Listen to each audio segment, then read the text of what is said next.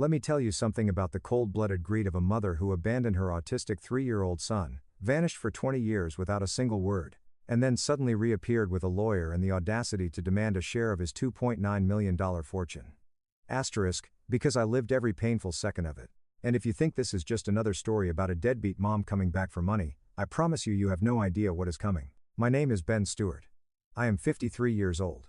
I take my coffee black, and for the last 2 decades I have been the only parent my son Caleb has ever known. I say my son and I mean it in every way that counts. Every therapy appointment I drove to alone, every IEP meeting where I was the only one sitting on our side of the table, every night I spent on the floor outside his bedroom door, just so he could hear my breathing and know someone was still there. Biology did not make me his father. Showing up did. Welcome to Dad Raw Revenge. Grab your coffee, get comfortable, and remember, the people in these stories had every chance to behave themselves. They just chose wrong. Drop a comment, hit that like button, and make sure you are subscribed. Trust me, you are going to love it here. Before I get to what happened, you need to understand how this whole thing started. I met Diane Holloway when I was 29 years old. She was witty, magnetic, the kind of woman who walked into a room and made you feel like the most interesting person alive. We got married fast. Looking back, maybe too fast. Caleb was born the following year. He was diagnosed with autism at age 2. And I want to be clear, Caleb's story is not a tragedy. That boy is one of the most extraordinary human beings I have ever encountered in my life. But Diane looked at that diagnosis and saw a detour from the life she had planned. I could see it happening in real time. The slow withdrawal, the faraway look, the way she stopped sitting on his side of the room. She never said a word to me about leaving. Not one word. One Tuesday morning, Caleb was 3, sitting on the kitchen floor lining up his crayons by color in perfect sequence. Calmest kid you ever saw. Diane kissed me on the cheek, said she was going to the grocery store, never came back. She left with a man named Robert from her office. She left behind a 3-year-old boy who spent the next 4 days walking to the front door, opening it, and staring down the empty driveway. I am not going to describe those 4 days in detail. Some things you carry and you do not put into words, you just carry them. So I raised him, alone. I worked construction during the day and studied special education resources at night. I learned his triggers, his rhythms, the exact way his blanket needed to be folded at the left corner, or sleep was not happening for either of us. I learned that Caleb communicated best not through words, but through drawing. And those drawings, Lord, by age 7 our refrigerator looked like a museum. By 10, visitors would walk in and stop mid-sentence just staring at the walls. By 14, one of his paintings sold at a New York City auction for $2.9 million. I cried in the parking garage afterward. Full ugly crying, the kind where your whole body shakes and you cannot catch your breath. I called nobody because there was nobody to call. It was just me and Caleb, and he patted my arm very gently and said, in that calm unhurried voice of his, "Do not cry, Dad." I knew it was worth that. I calculated the market trends in 2019. He was 14 years old. I laughed so hard I nearly fell over. Now, here is where you need to put your phone down, find a seat, and pay close attention. 14 months after that auction, I got a phone call from a lawyer's office. A woman named Patricia Dunn. Polished voice. The kind that sounds like it bills by the 6-minute increment. "Mr. Stewart," she said, smooth as glass, "I am reaching out regarding the financial welfare of Caleb Holloway." I stopped her immediately. "His name," I said, "is Caleb Stewart." A small pause. "Yes. Well, my client has some concerns about the management of Caleb's earnings and would like to pursue a formal review." I sat down slowly. "And who is your client?" Longer pause this time. "Diane Holloway." Now, I want to describe what I felt in that moment, but the English language genuinely does not have the right word for it. It is somewhere between fury and disbelief, and that specific feeling you get when someone flips the Monopoly board right after you have built hotels on Boardwalk. I went very still. The dangerous kind of still. "I am sorry," I said, impressed by how calm I sounded. "Can you repeat that name?" She did. "Right," I said, "and what exactly are these concerns?" Patricia Dunn then explained very professionally that Diane was prepared to allege that I had been exploiting Caleb. That as his biological mother, she had legal standing to petition for oversight of his financial affairs. That there were, and I am quoting directly, questions about whether Caleb's best interests had been properly represented. I set the phone on the table. Just set it down. Stood up. Walked to the window. Looked at the backyard where Caleb was sitting under the oak tree in his usual spot. Sketchbook in his lap. Completely at peace with the universe.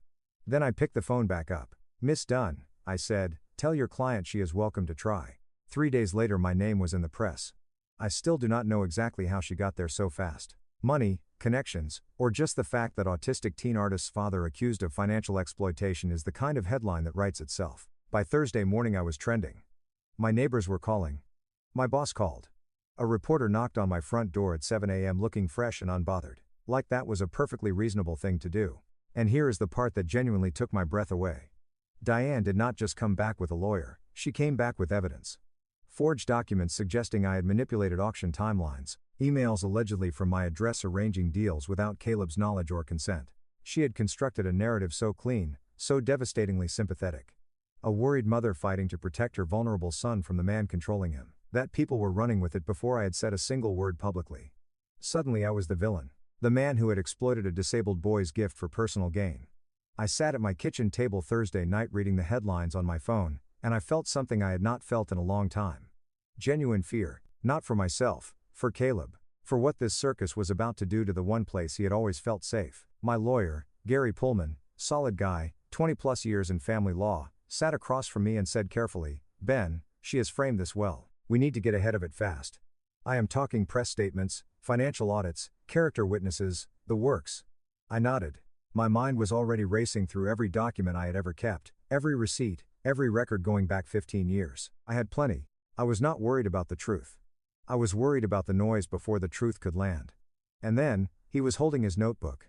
The big black one he carried everywhere. He looked at me, he looked at Gary, he glanced at my phone still glowing with headlines on the table. His expression did that thing it always does. Completely unreadable to most people. But after 15 years, I could read every single layer of it. He was not upset, he was not afraid, he looked almost curious. Like he had just been handed an interesting problem. He pulled out a chair, sat down, opened his notebook to a page that was already filled with handwritten notes, and looked up at us both. "I have been expecting this," he said quietly. "I started preparing 8 months ago." "Caleb," I started. He held up one hand. Just one hand. Calm as a Sunday morning. "Dad," he said, "let me handle it." And that right there is where the real story begins. Dashed in tax. Stay with me. Because what this boy had been quietly building for 8 months, while I was busy raising him, while Diane was busy plotting, was something neither one of us saw coming. Tastic dear example of you have been listening for a while and want stories like this to keep coming. It really helps if you hit that like button and subscribe. Thank you for real. You want to know what 20 years of loving a child looks like when it is weaponized in a courtroom? It looks like 47 folders, alphabetized, color-coded, cross-referenced, and assembled not by me, but by a 15-year-old boy who saw his mother coming from 8 months away and said absolutely nothing until the moment was right. This is where it gets good. Asterisk, I did not sleep that Thursday night. I lay on my back staring at the ceiling running through everything. The headlines, the forged documents Patricia Dunn had hinted at. The way Diane had timed this whole thing with the kind of precision that told me she had not just woken up one morning and decided to do this. This had been planned. Carefully. Patiently. Which, ironically, was something I should have recognized immediately, because planning things carefully and patiently, that is a very Caleb trait. And Caleb got it from somewhere. And it was not from me. I finally got up at 5 a.m., made my coffee, and sat at the kitchen table in the dark. 30 minutes later I heard the familiar sound of Caleb's door opening. He has always been an early riser. Another thing nobody tells you about parenting. The way their routines become your whole clock. And he came downstairs in his gray hoodie, sat across from me, and placed that black notebook on the table between us. "You did not sleep," he said. Not a question. "Neither did you," I said. "I slept 4 hours and 20 minutes. That is my average." He slid the notebook toward me. "You should read the index first." The first page was a clean handwritten table of contents. Numbered sections, dates, categories. I turned the page and just stared. "How long did this take you?" He considered it. "I began organizing digitally 8 months ago when I noticed the preliminary legal inquiries." I looked up. "You noticed? How did you even, Dad?" He gave me that look, the one that very patiently communicated that I had once again underestimated him. "I monitor my own financial accounts," I set alerts. "Someone ran a background check on you 11 months ago using a firm connected to a law office in Diane City." He paused. "I did not tell you because I did not want you to worry before there was something to actually address." I put the notebook down. I am not going to pretend I was not slightly insulted that my 15-year-old had been quietly running counterintelligence while I was out here panicking. I am also not going to pretend I was not the proudest I had ever been in my entire life. "Okay," I said. "Walk me through it." Here is what Caleb had built. And I need you to understand the scope of this because when I tell you this boy was prepared, I mean he was prepared the way a general is prepared, not just with a plan, but with contingencies for the plan and contingencies for those contingencies. First, my records, everything I had kept over 15 years, every doctor's visit, every therapy bill, every specialist consultation, every school meeting, every single IEP document with my signature as the sole attending parent. Receipts going back to 2007, a log which I had not even known Caleb was keeping of every significant event in his life and who was present. Spoiler, it was always me, never Diane, not once. Second, and this is where I had to set my coffee down, Caleb's own archive.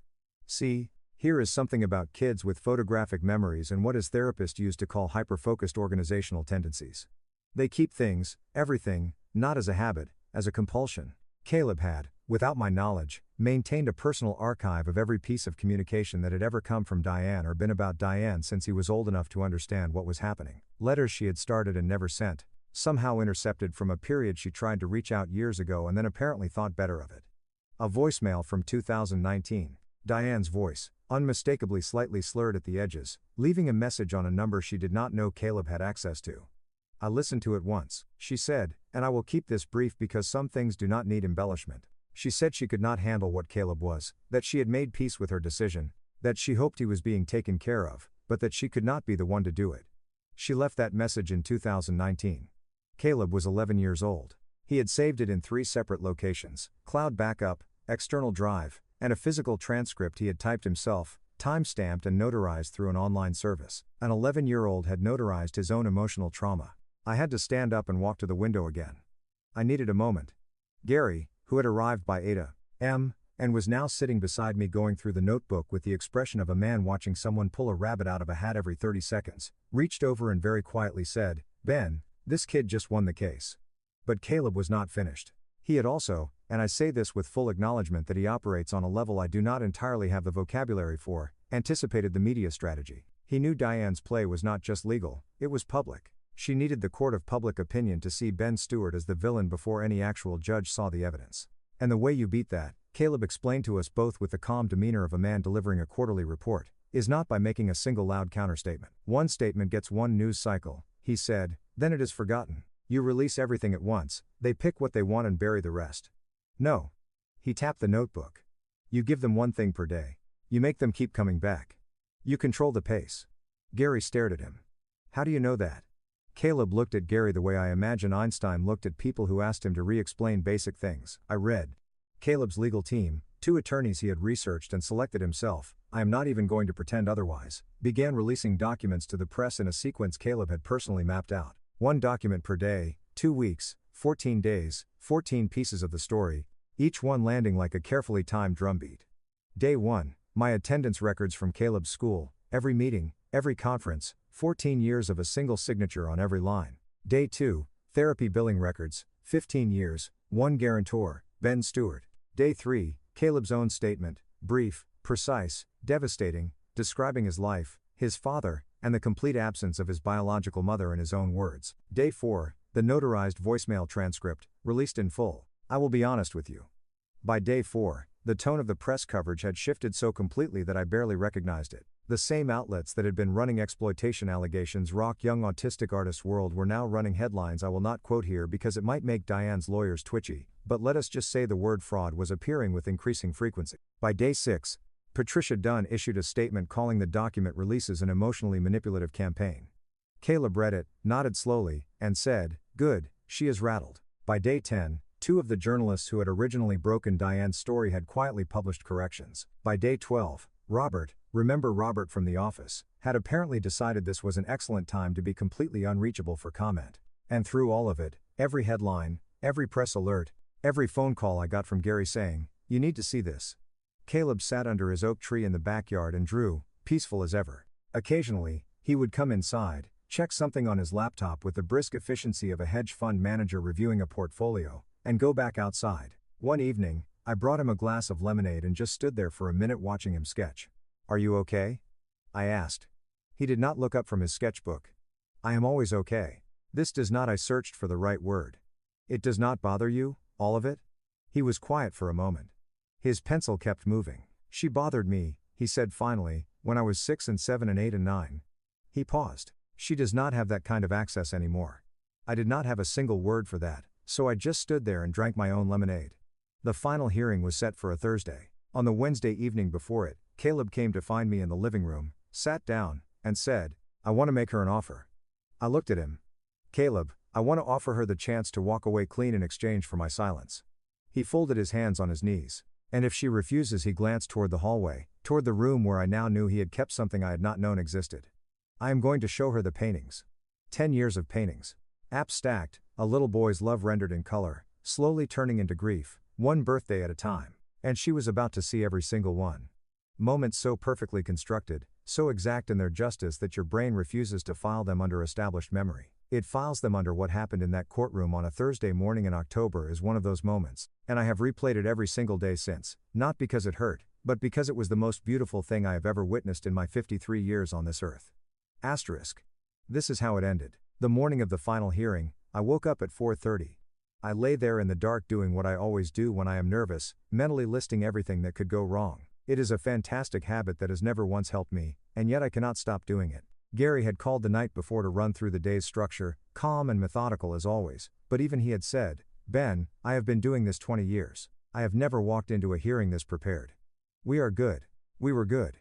I knew we were good, but Diane had surprised me before, and I was not in the business of underestimating her twice. I got up, made coffee, and found Caleb already sitting at the kitchen table in his suit, a slim navy thing he had selected himself, naturally, with his black notebook open in front of him and a plate of toast he had apparently made for both of us sitting in the center of the table. I stopped in the doorway. "You made toast," I said without looking up. "Sit down, Dad." I sat down. I ate the toast. We did not talk much, which was fine.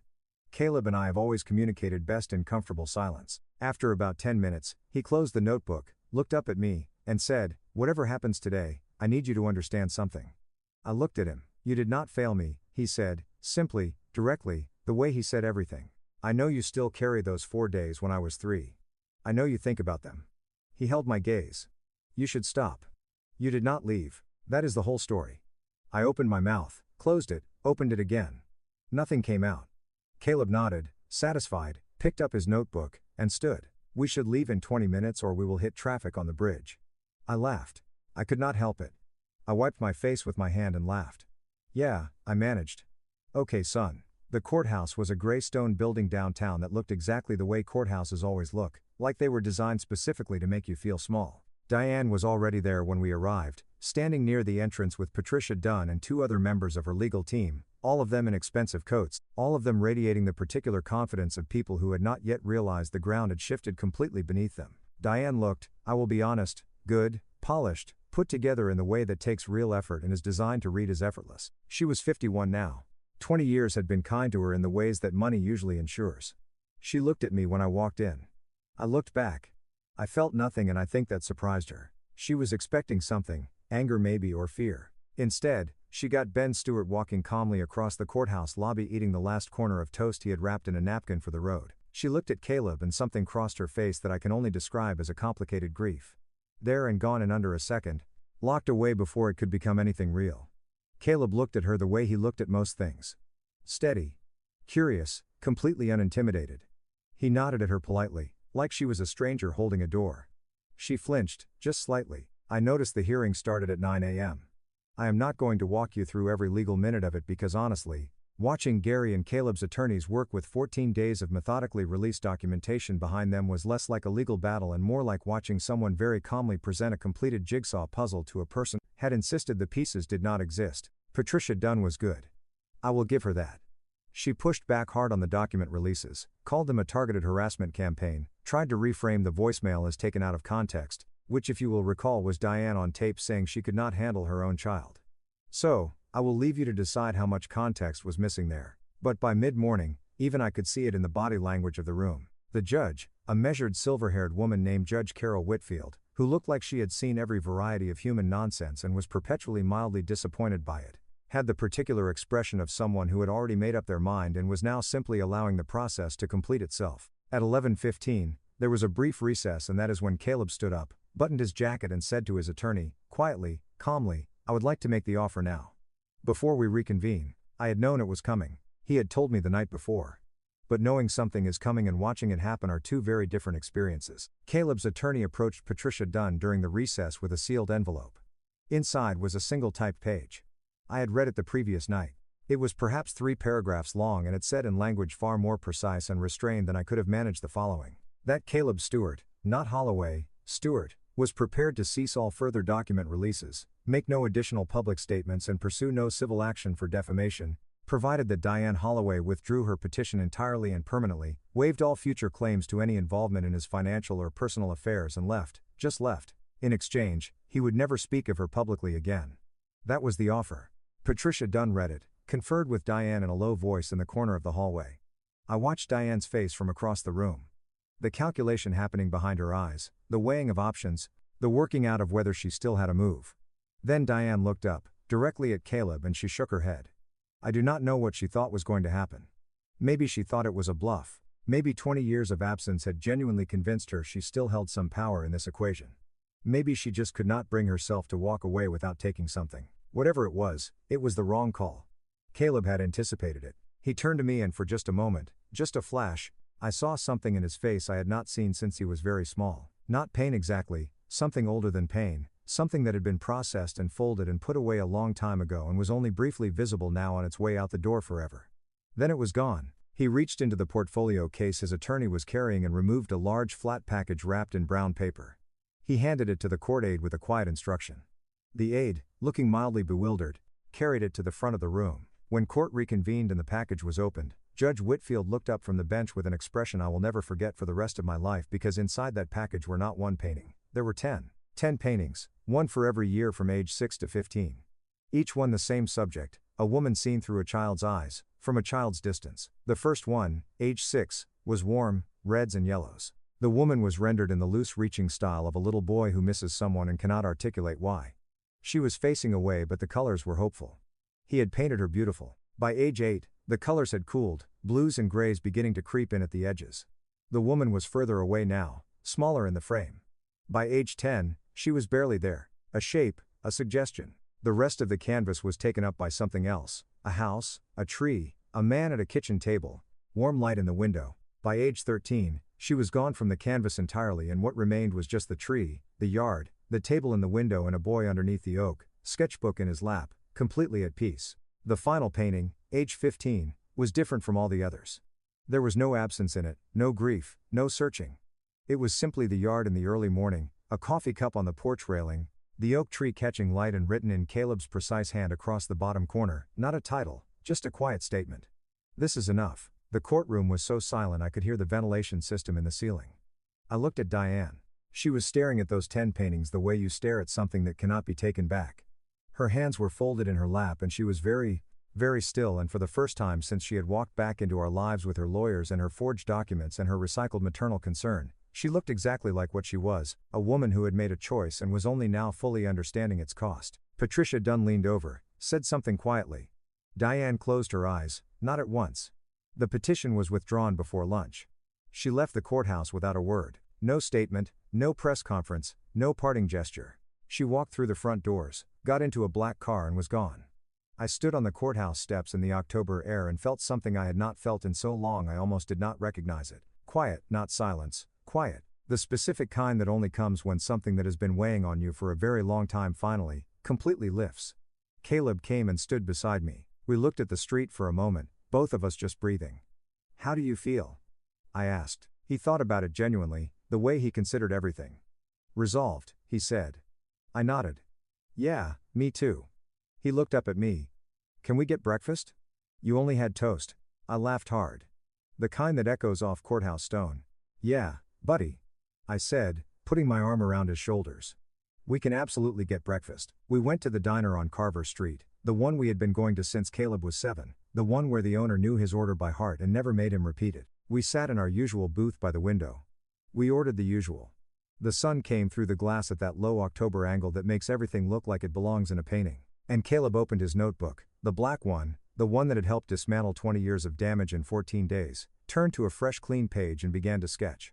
I drank my coffee and watched the street and did not say anything, because some moments do not need words. Some moments you just sit inside and let them be what they are. The last painting, "This Is Enough," now hangs in Caleb's studio, center wall, good light. He framed it himself. I asked him once why that one, why not one of the earlier ones, the warmer ones, the ones with more color, and, "Because it is the truest one," he said. It is the one where I stopped waiting. I looked at it, the oak tree, the morning light, the coffee cup on the railing. Is that me? I asked. The coffee cup? He almost smiled. Caleb almost smiling was worth more than most people's full laughs. It has always been you, Dad, he said. The man who stayed and the boy who turned 20 years of quiet grief into the most precise, most devastating, most dignified act of self-defense I have ever seen. My son, Caleb Stewart, he did not need saving.